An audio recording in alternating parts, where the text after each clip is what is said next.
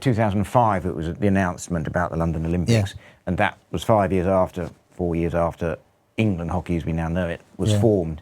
And in the previous years to that, there would have been no money. It was just literally creating an organisation out of nothing. So, so that was an interesting boost to hockey as a sport, recovering from the old Hockey Association.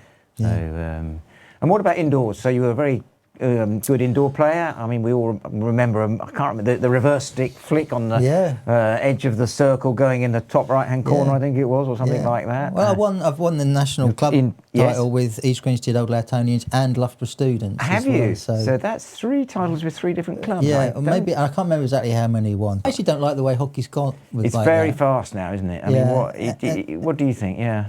Personally, I think that, like, I used to think the joy of hockey was that it actually was a sport that actually many demographics could play. Yes. Many physiological profiles could play.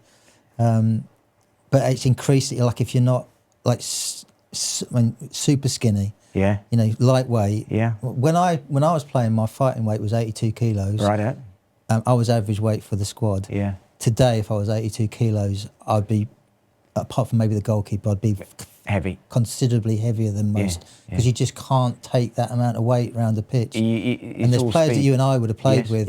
I'm fairly convinced they would not be able to play international hockey today, not because of capability, just because physically their demographic just would not fit. No. I think the physical demands are now so extreme, as you're saying, that it changed. Well, it's changed the game, but it changes the demands on the player.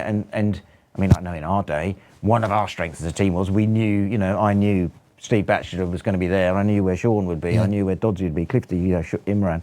You knew instinctively where they were going to be, and that was one of our strengths. Nowadays, of course, they're all over. You're rotating on and spinning around all over the place. It would be totally confusing for us lot. But it is the way the game's gone, and you know, you have to go with it. And it is quick. But that's what people say. How did you, like, from people in? Well, I work a lot in football now. Yes. So people in football go, how did you, like, go from football into hockey so quickly? Well, back then they were very similar sports. Yes, 11-a-side and just the 11-a-side offside line was the same place. So I was technically very poor, I think, when I started playing hockey.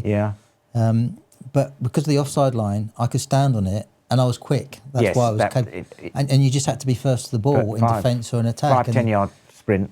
Now, as soon as everybody has to have all skills everywhere on the pitch. Total hockey. Total hockey. There you go. Was that Horst Wein or someone like that started that? The German coach. And actually, you know, Horst Wein is a very famous hockey coach, as you know, but he's incredibly famous in football. Football, I think he has got a very good reputation. So like now, I'm working in football quite a lot, and I sort of say, you know, Horst Wein was also a hockey coach. So like, it gives me a little bit more kudos. Oh, okay. So there are people, because Clive Woodward tried Southampton, didn't he? Football, he did, it didn't quite work. But I think the credibility is a difficult thing. But anyway, it's changing sports. So coming back to indoors, so the indoor side of it. So you played a lot there. Did you play England indoors and things like that? Yes, a little bit. Although my time playing was when England indoors started to drop off. Because the prioritisation So there was changed. I didn't get selected, but there was we got a silver medal in the European Nations in the early 90s.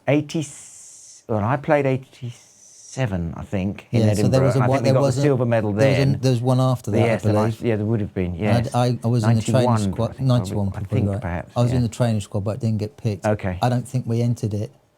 Yeah, there was an era when it was less emphasis put on indoors. So apart from club hockey, I never really got international stuff. But it's a shame. I am, even today, I think indoor hockey has got a fantastic place for...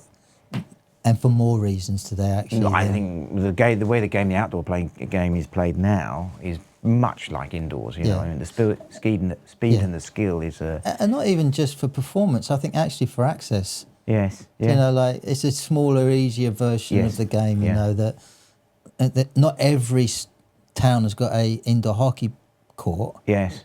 But it has got an indoor hall. Yes. Right, and it's much easier to sort of... In the middle of the winter, I think. Small groups of stuff, you know, like... easier to organise, And for the, you know, like the modern participant in hockey or any sport, they're looking for easier access, you know, flexibility of access, which I think indoor hockey actually could speak to. I mean, I know it's difficult, but it's one of the challenges that hockey, like many sports, have got, actually. How do we make it acceptable and available to. Yes, and they're trying out hockey fives outdoors as well. But it has a lot of criticism, hockey fives, isn't it? But I personally do believe in the orientation of what's an additional product that hockey can offer that actually can increase more engagement. More engagement. Yeah.